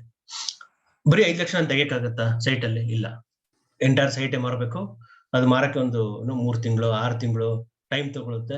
ಯಾಕಂದ್ರೆ ಅಲ್ಲಿ ಒಬ್ಬ ಬಯರ್ ಬರಬೇಕು, ಅದು ಒಂದು ಪ್ರೈಸ್ ಮ್ಯಾಚ್ ಆಗ್ಬೇಕು, ಅವ್ರಿಗೆ ಇಷ್ಟ ಆಗ್ಬೇಕು, ಅವ್ರು ಇಷ್ಟ ಆದ್ಮೇಲೆ ಅವ್ರ ಅದನ್ನ ಏನೋ ಅವ್ರ ಹೆಸರು ಟ್ರಾನ್ಸ್ಫರ್ ಆಗ್ಬೇಕು. ಆಮೇಲೆ ಅವ್ರು ಫುಲ್ ಅಮೌಂಟ್ ಒಟ್ಟಿಗೆ ಕೊಡಲ್ಲ. ನೋಡಪ್ಪ, ಈಗ ಇಷ್ಟು ಕೊಟ್ಟಿರ್ತೀನಿ, ಒಂದು 10 ಲಕ್ಷ, ನಾನು ಇನ್ನೊಂದ್ 2 ತಿಂಗಳು ಬಿಟ್ಟು ಇನ್ನೊಂದು ಇಷ್ಟು ಕೊಡ್ತೀನಿ ಅಂತ ಹೇಳ್ತಾರೆ. ಸೊ ಇದೆಲ್ಲ ಅದನ್ನ ನಾವು ಲಿಕ್ವಿಡಿಟಿ ಪ್ರೊಸೆಸ್ ಅಂತ ಹೇಳ್ತೀವಿ. ಅದೇ ಗೋಲ್ಡ್ ಅಲ್ಲಿ ಇತ್ತು ಅಂತಂದ್ರೆ, ಈ ಗೋಲ್ಡ್ ನಿಮ್ಮ ಹತ್ರ ಗೋಲ್ಡ್ ಇದೆ, ಆರ್ನಮೆಂಟ್ಸ್ ಅದೆಲ್ಲ ಇದೆ. ಅಫ್ಕೋರ್ಸ್ ನೀವು ಗೋಲ್ಡ್ ಲಿಕ್ವಿಡ್ ಮಾಡಕ್ ಹೋದಾಗ ಅಲ್ಲಿ ಇದು ವೇಸ್ಟೇಜ್ ಚಾರ್ಜ್, ಮೇಕಿಂಗ್ ಚಾರ್ಜಸ್ ಎಲ್ಲ ತೆಗೆದ್ಬಿಟ್ಟೆ ಅವ್ರು ಗೋಲ್ಡ್ ತಗೊಳ್ತಾರೆ, ಪ್ಯೂರ್ ಗೋಲ್ಡ್ ವ್ಯಾಲ್ಯೂ. ಅದು ಲಿಕ್ವಿಡಿಟಿ. ಸಪೋಸ್ ನಿಮ್ಮ ಹತ್ರ ಒಂದು ಸ್ಟಾಕ್ಸ್ ಇದೆ, ಒಂದು ಮ್ಯೂಚುವಲ್ ಫಂಡ್ ಇದೆ, ನೀವು ಸೆಲ್ ಮಾಡ್ಬೇಕಾ, ವಿತ್ ಇನ್ 3 days 4 days ಅಲ್ಲಿ ನೀವು ಸೆಲ್ ಮಾಡಿ ಇಮಿಡಿಯೇಟ್ ನಿಮ್ಮ ಅಕೌಂಟ್ಗೆ ದುಡ್ಡು ಬರುತ್ತೆ. ಇದು ಲಿಕ್ವಿಡಿಟಿ ಪ್ರೋಸೆಸ್ ಅಂತ ಹೇಳ್ತೀವಿ. ಕೆಲವೊಂದು ಪ್ರೋಸೆಸ್ ತುಂಬಾ ಟೈಮ್ ತಗೊಳುತ್ತೆ, ಕೆಲವೊಂದು ಮೀಡಿಯಂ ಟೈಮ್ ತಗೊಳುತ್ತೆ, ಕೆಲವೊಂದ್ರಲ್ಲಿ ಲಿಕ್ವಿಡ್ ಮಾಡ್ಬೇಕಾದ್ರೆ ಲಾಸ್ ಆಗೋ ಚಾನ್ಸಸ್ ಇರುತ್ತೆ, ಕೆಲವೊಂದ್ರಲ್ಲಿ ಬೇಗ ಆಗುತ್ತೆ. ಸೊ ಇದನ್ನ ನಾವು ಎಷ್ಟು ಬೇಗ ನಾವು ಲಿಕ್ವಿಡೇಟ್ ಮಾಡ್ಕೊಳ್ತೀವಿ ಅಷ್ಟು ಒಳ್ಳೇದು. ಇಲ್ಲಾಂದ್ರೆ ಬರೀ ಎಲ್ಲಾ ಅಸೆಟ್ಸ್ ನಂದು ಇರೋಬರೋ ಪೋರ್ಟ್ಫೋಲಿಯೋ ಎಲ್ಲ ನಂದು ಇಲ್ಲಿಕ್ವಿಡಬಲ್ ಅಸೆಟ್ಸ್ ಅಲ್ಲಿ ಇದ್ರೆ ಅವ್ರ ಏನಂತ ಅಸೆಟ್ ರಿಚ್ ಕ್ಯಾಶ್ ಪೂರ್ ಅಂತ ಹೇಳ್ತೀವಿ. ಅಂದ್ರೆ ಅವ್ರ ಹತ್ರ ಅಸೆಟ್ಸ್ ಇದೆ, 1 ಕೋಟಿ 5 ಕೋಟಿ 10 ಕೋಟಿ ಅಸೆಟ್ಸ್ ಇದೆ, ಬಟ್ ಅವ್ರ ಹತ್ರ ಕ್ಯಾಶ್ ಇಲ್ಲ ಈಗ. ಸೊ ಕ್ಯಾಶ್ ಅಲ್ಲಿ ಪೂರ್ ಇದ್ದಾರೆ ಅಂತ ಅಂದ್ಬಿಟ್ಟು ಇದೆಲ್ಲ ಮಾಡಿದ್ವಿ ನಾವೆಲ್ಲ. ರಿಸ್ಕ್ ಅನಾಲಿಸಿಸ್ ಮಾಡಿದ್ವಿ, ರೆಗ್ಯುಲೇಟರ್ ಬಾಡಿ ಚೆಕ್ ಮಾಡಿದ್ವಿ, ರಿಟರ್ನ್ಸ್ ಎಷ್ಟು ಬರುತ್ತೆ ಗೊತ್ತಾಯ್ತು, ಇನ್ಫ್ಲೇಷನ್ ಬೀಟ್ ಆಗ್ತಿದೆ ಗೊತ್ತಾಯ್ತು, ಟ್ಯಾಕ್ಸ್ ಎಷ್ಟು ಕಟ್ತಾ ಎಲ್ಲ ಗೊತ್ತಾಯ್ತು. ಬಟ್ ಇದೆಲ್ಲ ಮಾಡಿದ್ಮೇಲೆ ನನ್ಗೆ ಏನಾದ್ರೂ ಒಂದು ಫೈನಾನ್ಷಿಯಲ್ ಗೋಲ್ ಇಟ್ಕೊಂಡು ಮಾಡಿದಿನ ಅಥವಾ ಸುಮ್ಮನೆ ಜಸ್ಟ್ ಇನ್ವೆಸ್ಟ್ಮೆಂಟ್ ಮಾಡ್ತೀನಿ? ಯಾರು ಸುಮ್ಮನೆ ಮಾಡಿರ್ತಾರಲ್ಲ ಅವ್ರಿಗೊಂದು ರೀಸನಬಲ್ ಆಗಿ ಒಂದು ಒಳ್ಳೆ ಗ್ರೋತ್ ಅಚೀವ್ ಮಾಡೋದು ತುಂಬಾ ಚಾನ್ಸಸ್ ಕಮ್ಮಿ. ಯಾರು ಒಂದು ಗೋಲ್ ಇಟ್ಕೊಂಡು ಮಾಡಿರ್ತಾರೆ, ನೋಡಪ್ಪ ನಂದು ಈಗ ಸ್ಟಾರ್ಟ್ ಮಾಡ್ತೀನಿ, 5 ವರ್ಷ 10 ವರ್ಷ ಮಾಡ್ತೀನಿ, ನನಗೆ 5 ವರ್ಷ 10 ವರ್ಷ ಆದ್ಮೇಲೆ 2 ಕೋಟಿ ಬೇಕು, 5 ಕೋಟಿ ಬೇಕು, 10 ಕೋಟಿ ಬೇಕು, ಇಷ್ಟು ಅಮೌಂಟ್ ನನ್ಗೆ ಕಾರ್ಪಸ್ ಬೇಕು ಅಂತ ಒಂದು ಗೋಲ್ ಇಟ್ಕೊಂಡು ಯಾರು ಮಾಡ್ತಾರಲ್ಲ ಅವಾಗ ಅವ್ರಿಗೆ ರಿಟರ್ನ್ಸ್ ಸಿಗೋ ಚಾನ್ಸಸ್ ಜಾಸ್ತಿ ಇರುತ್ತೆ. ಯಾಕಂದ್ರೆ ಅವ್ರ ಗೋಲ್ ರೀಚ್ ಆಗೋವರೆಗೂ ಅವ್ರು ವೇಟ್ ಮಾಡಲ್ಲ, ವೇಟ್ ಮಾಡ್ತಾ ಇರ್ತಾರೆ. ಅವರು ಇನ್ ಬಿಟ್ವೀನ್ ಡಿಸಿಷನ್ ತಗೊಂಡು ವಿಡ್ರಾ ಮಾಡೋದಾಗ್ಲಿ ಅಥವಾ ನಾನು ಸ್ಟಾಪ್ ಮಾಡೋದಾಗ್ಲಿ ಇದೆಲ್ಲ ಮಾಡಲ್ಲ. ಯಾಕಂದ್ರೆ ಅವ್ರ ಗೋಲ್ ರೀಚ್ ಆಗೋದು ಇಂಪಾರ್ಟೆಂಟ್. ಈಗ ಹೆಂಗೆ ಟ್ರಾವೆಲ್ ಮಾಡ್ಬೇಕಾದ್ರೆ ಒಂದು ಪ್ಲೇಸ್ ಹೋಗ್ಬೇಕಂತ ಡಿಸೈಡ್ ಮಾಡಿದ್ಮೇಲೆ ಆ ಪ್ಲೇಸ್ ಹೋಗ್ತೀನಲ್ವಾ, ಅದೇ ರೀತಿ ಒಂದ್ಸರಿ ನಾವು ಇನ್ವೆಸ್ಟ್ಮೆಂಟ್ ಸ್ಟಾರ್ಟ್ ಮಾಡ್ಬೇಕಾದ್ರೆ ಈ ಗೋಲ್ಗೆ ಇದು ನಂದು ಎಂಡ್ ಗೋಲು, ಇದು ನಂದು ಆಬ್ಜೆಕ್ಟಿವ್, ರೀಚ್ ಮಾಡೋ ಚಾನ್ಸಸ್ ಜಾಸ್ತಿ ಇರುತ್ತೆ. ಆ ರೀಚ್ ಆಗೋವರೆಗೂ ನಾವು ಕರೆಕ್ಟ್ ಆಗಿ ಇನ್ವೆಸ್ಟ್ಮೆಂಟ್ ಮಾಡ್ಕೊಂಡು ಮ್ಯಾನೇಜ್ ಮಾಡ್ಕೊಂಡು ರೀಚ್ ಆಗೋದು ತುಂಬಾ ಇಂಪಾರ್ಟೆಂಟ್. ಈ ಪಾಯಿಂಟ್ಸ್ ಓಕೆ, ಇದೆಲ್ಲ ಪಾಯಿಂಟ್ಸ್ ಡಿಸ್ಕಸ್ ಮಾಡಿದ್ವಿ. ಇದ್ರಲ್ಲಿ ನಿಮ್ಗೆ ಏನಾದ್ರು ಕ್ವಶನ್ಸ್ ಇದೆನಾ ಈ ಸೆಷನ್ ಅಲ್ಲಿ? ಲೈಕ್ ಏನೇನ್ ಫ್ಯಾಕ್ಟರ್ಸ್ ಇದೆ, ಈ ಫ್ಯಾಕ್ಟರ್ಸ್ ಎಲ್ಲ ನೋಡ್ಕೊಂಡು ನಾವು ಇನ್ವೆಸ್ಟ್ ಮಾಡ್ಬೇಕು. ಇದ್ರಲ್ಲಿ ನಿಮ್ಗೆ ಏನಾದ್ರು ಡೌಟ್ಸ್ ಅಥವಾ ಯಾವ್ದೋ ಒಂದು ಪಾಯಿಂಟ್ ಅರ್ಥ ಆಗಿಲ್ಲ, ಏನೋ ಒಂದು ಕ್ವಶನ್ ಇದೆ ಕ್ಲಾರಿಫೈ ಆಗಿಲ್ಲ ಅಂತಂದ್ರೆ ನೀವು ಕೇಳ್ಬೋದು.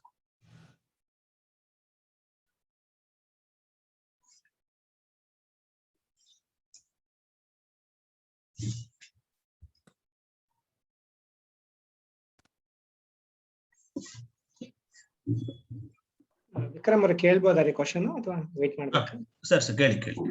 ಸಾರಿ ವಿಕ್ರಮ್ ಅವ್ರು, ಇದು ಎನ್ ಪಿ ಎಸ್ ಅಲ್ಲಿ 40% return, is it taxed Vikram ಅವರ, is it not taxed? Sir ಇದು ಎನ್ ಪಿ ಎಸ್ ಅಲ್ಲಿ ಏನ್ ನೀವು ಈಗ 60 ವರ್ಷದವರೆಗೂ ಕಟ್ಬಿಟ್ಟು ವಿಡ್ರಾ ಮಾಡ್ತೀರಲ್ಲ, ಓಕೆ, ಅಲ್ಲಿ 60% ವರೆಗೂ ವಿಡ್ರಾ ಮಾಡಬಹುದು ನೀವು. ಹೌದು, ಆ 60% ಟ್ಯಾಕ್ಸ್ ಫ್ರೀ. ಓಕೆ, ಇನ್ 40% ಮಿಕ್ಕಿದ್ದೇನಿರುತ್ತೆ ಆನ್ಯುಟಿ ಪ್ಲಾನ್ ತಗೊಳ್ತೀರಲ್ಲ, ಹೌದು, ದಟ್ ಇಸ್ ಟ್ಯಾಕ್ಸಬಲ್. ಅಲ್ಲ, ರಿಟರ್ನ್ ಅಂದ್ರೆ ಎನ್ಯುಟಿ ಇನ್ಕಮ್, ಏನ್ ಪೆನ್ಷನ್ ಇನ್ಕಮ್ ಬರುತ್ತೆ ಅದು ಮಾತ್ರ ಟ್ಯಾಕ್ಸಬಲ್? ಇಲ್ಲ, ಎರಡು returns are also taxable. But ಸ್ವಲ್ಪ ಇದನ್ನ ವೆರಿಫೈ ಮಾಡಿ ಸರ್, ಬಿಕಾಸ್ ಯಾಕಂದ್ರೆ ಈಗ ಕ್ಲಿಯರ್ ಟ್ಯಾಕ್ಸ್ ಅಲ್ಲಿ they are telling that, I could be wrong, ನಂಗೆ ಗೊತ್ತಿಲ್ಲ, ಜಸ್ಟ್ ಥಿಂಕಿಂಗ್ NPS ಮೈಗ್ರೇಟ್ ಆಗ್ಬಾರ್ದ ಗೊತ್ತಾಗ್ತಾ ಇಲ್ಲ. It says that even that 40% also not taxable, ಬರೀ ರಿಟರ್ನ್ ಆನ್ ಎನ್ಯುಟೀಸ್ ಟ್ಯಾಕ್ಸಬಲ್ ಅಂತ ಹೇಳ್ತಾರೆ. ಪ್ಲೀಸ್ ಸ್ವಲ್ಪ ನೀವು. ನಾನು ರೀಸೆಂಟ್ ಆಗಿ ಇದರಲ್ಲಿ NPS ಬಗ್ಗೆ ಸ್ಟಡಿ ಮಾಡಿದಾಗ ಓಕೆ, ಸೊ ಇದು 60% ಏನಿದೆ ಟ್ಯಾಕ್ಸ್ ಫ್ರೀ, 40% ಆನ್ಯುಟಿ ಏನಿರುತ್ತೆ ಅದು ಟ್ಯಾಕ್ಸಬಲ್ ಅಂತ ಇರುತ್ತೆ. ಓಕೆ, ಇನ್ ಕೇಸ್ ಎಲ್ಲಾ ಸೇರ್ಬಿಟ್ಟು ನಿಮ್ಗೆ 5 lakhs ಒಳಗಡೆ ಇತ್ತು ಅಂದ್ರೆ okay, you can withdraw in single shot.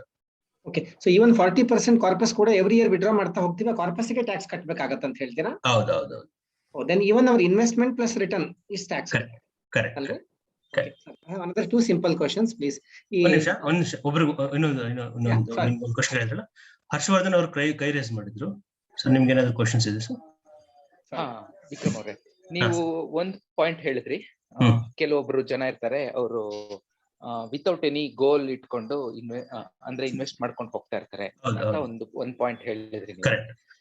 Suppose ಅಂತ ಪರ್ಸನ್ ನಿಮ್ ಹತ್ರ ಬಂದ್ರೆ ಅವ್ರಿಗೆ ನೀವು ಪರ್ಪಸ್ ಹೇಗೆ ಕೊಡ್ತೀರಾ, ಅಥವಾ how will you guide that person? ಹೌದು, ಒಳ್ಳೆ ಕ್ವಶನ್ ಕೇಳಿದ್ರಿ ಸರ್. ಈಗ ಸುಮಾರು ಜನ ಕೇಳ್ತಾ ಇರ್ತಾರೆ, ಈಗ ನೋಡಿ ನನ್ನ ಹತ್ರ ಅಮೌಂಟ್ ಇದೆ, ನಾನು ಇನ್ವೆಸ್ಟ್ ಮಾಡ್ತಾ ಇದ್ದೀನಿ, ಎಷ್ಟು ರಿಟರ್ನ್ ಬರುತ್ತೆ ಅಂತ ಕೇಳ್ತಾರೆ. ಸೊ ನಾನು ಅವ್ರಿಗೆ ಕ್ವಶನ್ ಕೇಳಿದೆ ಅಂದ್ರೆ, ಇದನ್ನ ಎಷ್ಟು ಪೀರಿಯಡ್ ವರೆಗೂ ನೀವು ಇಡಕ್ ರೆಡಿ ಇದ್ದೀರಾ? ಇದು ನಿಮ್ಗೇನು 1 ವರ್ಷದೊಳಗೆ ಬೇಕಾ, 2 ರಿಂದ 3 ವರ್ಷ ಬೇಕಾ, ಅಥವಾ 5 ವರ್ಷ ಆದ್ಮೇಲೆ ಬೇಕಾ? ಅದ್ರ ಪ್ರಕಾರನೇ ನಾವೇನ್ ಮಾಡ್ತೀವಿ, ಆ ಪರ್ಟಿಕ್ಯುಲರ್ ಅಸೆಟ್ ಅಲ್ಲಿ ಹಾಕ್ತಿವಿ. ಈಗ 1 ವರ್ಷಕ್ಕೆ ಅವ್ರು ಮಾಡ್ಬೇಕಾದ್ರೆ ನಾವು ಆದಷ್ಟು liquid fund, money market fund ಅಂತ ಇರುತ್ತೆ, ಸೇಫ್ ಆಗಿರುತ್ತೆ, ಮಾರ್ಕೆಟ್ ಬಿದ್ರೂ ಅದು ಬಿಡಲ್ಲ, ಆ ತರದ್ರಲ್ಲಿ ಹಾಕ್ತಿವಿ. ಇಲ್ಲ 2 ರಿಂದ 3 ವರ್ಷ ಇದ್ದಾಗ ನಾವು ಹೈಬ್ರಿಡ್ ಡೆಟ್ ಪ್ರಾಡಕ್ಟ್ಸ್ ಅಲ್ಲಿ ಹೋಗ್ತೀವಿ, ಅಲ್ಲಿ ರಿಟರ್ನ್ ಸ್ವಲ್ಪ ಜಾಸ್ತಿ ಇರುತ್ತೆ ಬಟ್ ಸೇಫ್ಟಿ ಇರುತ್ತೆ. ಇನ್ನು 5 ವರ್ಷ ಆದ್ಮೇಲೆ ಇದ್ರೆ ನಾವು ಈಕ್ವಿಟಿ ಪೋರ್ಷನ್ಗೆ ಹೋಗ್ತೀವಿ. ಸೊ ಈ ರೀತಿ ಅವ್ರದ್ದೇನ್ ಪರ್ಪಸ್, ಅವ್ರದ್ದು ಆಬ್ಜೆಕ್ಟಿವ್ ನಮ್ಗೆ ಅರ್ಥ ಆದಾಗ, ಸೊ ನಾವು ಯಾವ ಪ್ರಾಡಕ್ಟ್ ಅಲ್ಲಿ ಅವ್ರಿಗೆ ಹಾಕ್ಬೇಕು ಅನ್ನೋದು ನಮ್ಗೆ ಕ್ಲಾರಿಟಿ ಸಿಗುತ್ತೆ. Okay, thank you. Welcome sir, welcome.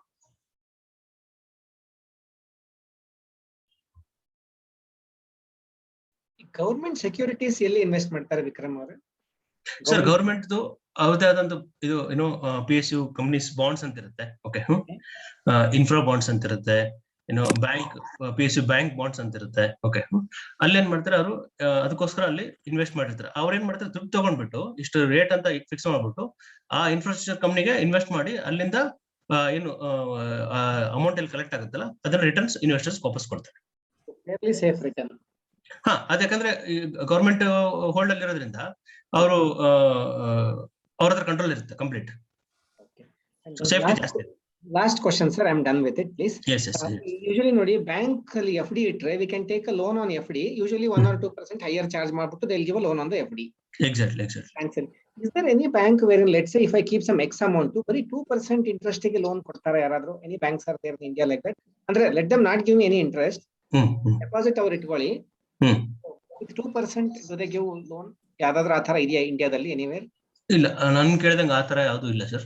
Deposit ಮೇಲೆ ಎಲ್ಲರೂ ಲೋನ್ ಕೊಡ್ತಾರೆ. ಓಕೆ, ಬಟ್ 2% 3% ಅಲ್ಲಿ ಆ ರೀತಿ ಯಾರು ಬ್ಯಾಂಕ್ ವಿತೌಟ್ ಅಸೆಟ್ಸ್ ಯಾರು ಅಂದ್ರೆ deposit they will keep, but they don't, ನಮ್ಗೆ ಏನು FD ಇಂಟ್ರೆಸ್ಟ್ ಕೊಡೋದು ಬೇಕಾಗಿಲ್ಲ, let them not give anything, just with 2%. ಆ ತರ ಯಾವ್ದು ಸ್ಕೀಮ್ ಇಲ್ವಲ್ರಿ ಇಂಡಿಯಾದಲ್ಲಿ?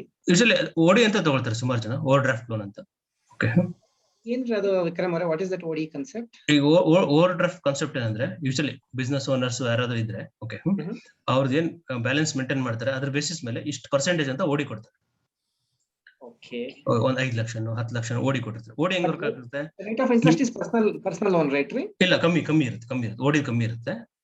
ಓಕೆ, ಅಲ್ಲಿ ಯೂಶಲಿ FD ಗಿಂತ 1 or 2% ಜಾಸ್ತಿ ಇರುತ್ತೆ. ಓಕೆ, FD ನಲ್ಲಿ ನಿಮ್ಗೆ 6% ಇದ್ರೆ ಇಲ್ಲಿ 7 ರಿಂದ 8% ಇರುತ್ತೆ. Okay, depending on the bank, depending on the relationship. Okay, ಈಗ ತುಂಬಾ ವರ್ಷದಿಂದ ನಮ್ಮ ಬ್ಯಾಂಕ್ ಅಲ್ಲಿ ಇದ್ರೆ 7% ತಗೊಳ್ತಾರೆ. ಇಲ್ಲ ಇನ್ನು ಹೊಸ ಕಸ್ಟಮರ್ ಅಷ್ಟೊಂದು ಇನ್ನೂ ರಿಲೇಶನ್ಶಿಪ್ ಇಲ್ಲ ಅಂದ್ರೆ 8% ಚಾರ್ಜ್ ಮಾಡ್ತಾರೆ. ಅಲ್ಲೇನಾಗುತ್ತೆ, ಅಮೌಂಟ್ ನಿಮ್ಗೆ ಅಲಾಟ್ ಆಗಿರುತ್ತೆ, ಬಟ್ ಯೂಸ್ ಮಾಡಿದಷ್ಟಕ್ಕೆ ಮಾತ್ರ ಚಾರ್ಜ್ ಮಾಡ್ತಾರೆ. ಎಷ್ಟು ಅಮೌಂಟ್ ನೀವು ಯೂಸ್ ಮಾಡ್ತಿರಲ್ಲ ಅದಕ್ಕೆ ಮಾತ್ರ ಚಾರ್ಜ್ ಮಾಡ್ತಾರೆ, ಮಿಕ್ಕಿನ ಅಮೌಂಟ್ಗೆ ಇಂಟ್ರೆಸ್ಟ್ ಚಾರ್ಜ್ ಮಾಡಲ್ಲ. ಓಕೆ, ಇದು OD ತುಂಬಾ ಒಳ್ಳೇದು ಆಕ್ಚುಲಿ. ಯಾರು ಎಸ್ಪೆಷಲಿ ಬಿಸ್ನೆಸ್ ಓನರ್ಸ್ಗೆಲ್ಲ ಅವ್ರಿಗೆ ಇಮಿಡಿಯೇಟ್ ರಿಕ್ವೈರ್ಮೆಂಟ್ ಇರುತ್ತಲ್ಲ, so overdraft facility it's good actually. ಬರೀ ಇದು ಇಂಟ್ರೆಸ್ಟ್ ಕಟ್ಟಿದ್ರೆ ಸಾಕಾರಿ, principal can be return later? ಹೌದು, ಬರೀ ನೀವು ಇಂಟ್ರೆಸ್ಟ್ ಮಾತ್ರ ತಗೊಳ್ತಿರ್ತಾರೆ. ಓಕೆ, ಪ್ರಿನ್ಸಿಪಲ್ ನಿಮ್ಮ ಹತ್ರ ಯಾವಾಗ ಅಮೌಂಟ್ ಬರುತ್ತೋ ವಾಪಸ್ ಕಟ್ಬೋದು. I can even take it for 4 years, 5 years, no issues. OD ಆ ತರ ಮಾಡ್ಕೋಬಹುದು. ಅದೇ ಡಿಪೆಂಡಿಂಗ್, ಕೆಲವೊಂದು ಬ್ಯಾಂಕ್ ಅಲ್ಲಿ 6 ತಿಂಗಳಿಂದ 1 ವರ್ಷದವರೆಗೂ ಕೊಡ್ತಾರೆ, ಅದು ಟೆನ್ಯೂರ್ ಜಾಸ್ತಿ ಮಾಡ್ಕೊಂಡು ಹೋಗೋದು ಅಷ್ಟೇ. ಥ್ಯಾಂಕ್ ಯು ವಿಕ್ರಮ್ ಅವರೇ, ಥ್ಯಾಂಕ್ ಯು. ವೆಲ್ಕಮ್. NPS ಸ್ವಲ್ಪ ಪ್ಲೀಸ್ ಕನ್ಫರ್ಮ್ ಮಾಡಿ.